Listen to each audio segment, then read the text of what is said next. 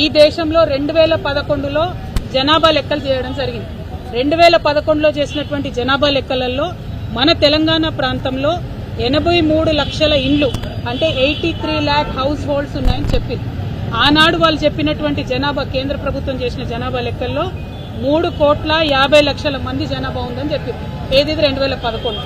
2014లో ఎప్పుడైతే తెలంగాణ రాష్ట్రం ఏర్పడ్డదో కేసీఆర్ గారు నిర్వహించినటువంటి సమగ్ర కుటుంబ సర్వే ఒకటే రోజులో చాలా పటిష్టంగా విదేశాలలో ఉన్న మన వాళ్ళని కూడా ఇంటికి రప్పించి చేసినటువంటి సర్వేలో వచ్చిన లెక్కలు ఏంటంటే 1,03,00,000 హౌస్ హోల్డ్స్ ఉన్నాయి మన దగ్గర. 1,03,00,000 హౌస్ హోల్డ్స్, 3,68,00,000 జనాభా అని ఆనాడు మనం అనుకున్నాం. అంటే కేవలం 4 ఏళ్లలో 2011లో పెట్టినటువంటి చేసిన లెక్కల నుంచి 2014లో చేసినటువంటి లెక్కలకే 20 లక్షల ఇండ్లు పెరిగినాయి ఆనాటికి. అది పక్కన పెడితే ఇవాళ 2014 నుంచి 2024 సంవత్సరంలో ఉన్నాం. 10 సంవత్సరాల తర్వాత వాళ్ళు లెక్క పెట్టేటప్పటికి ఇది మనం ఉన్నది 25లో కానీ వాళ్ళు లెక్క పెట్టింది 24లో.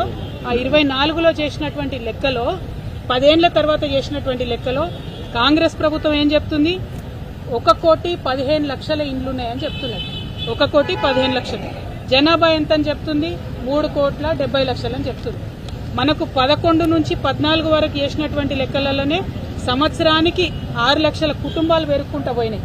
ఆ లెక్కన చూసుకుంటే ఈ 10 ఏళ్లలో ఎన్ని ఇండ్లు పెరగాలి? కనీసం 60 లక్షల కుటుంబాలు పెరగాలి. మనము బీఆర్ఎస్ పార్టీలో మనము 2023 వరకు అంటే 10 సంవత్సరాల్లో ఇచ్చినటువంటి కళ్యాణ లక్ష్మి చెక్కులే అంటే పేదవారికి ఇచ్చేటటువంటి కళ్యాణ లక్ష్మి చెక్కులే 13,78,000 ఉన్నాయి.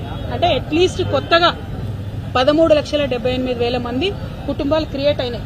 కానీ ఈ ప్రభుత్వం చెప్పే లెక్కలు ఎట్లున్నది? 12 లక్షలు కూడా పెరిగినాయని చెప్తలేదు. అంటే ఇది ఏ లెక్కన చూసినా కూడా జనాభా లెక్కల ప్రాతిపదిక చూసినా, సమగ్ర కుటుంబ సర్వే ద్వారా చూసినా, కళ్యాణ లక్ష్మి చెక్కుల ద్వారా చూసినా, ఇంకొక డేటా ఉంటుంది, నేషనల్ హెల్త్ మిషన్ అనే డేటా ఉంటుంది. వాళ్ళు 2 ఏళ్లకు ఒకసారి జనరల్గా దేశమంతా లెక్కలు తీస్తుంటారు, శాంపుల్ చేస్తారు. మొత్తం జనాభా లెక్కలు చేయరు, శాంపుల్ చేస్తారు. అది అథెంటిక్గా కేంద్ర ప్రభుత్వం డేటా.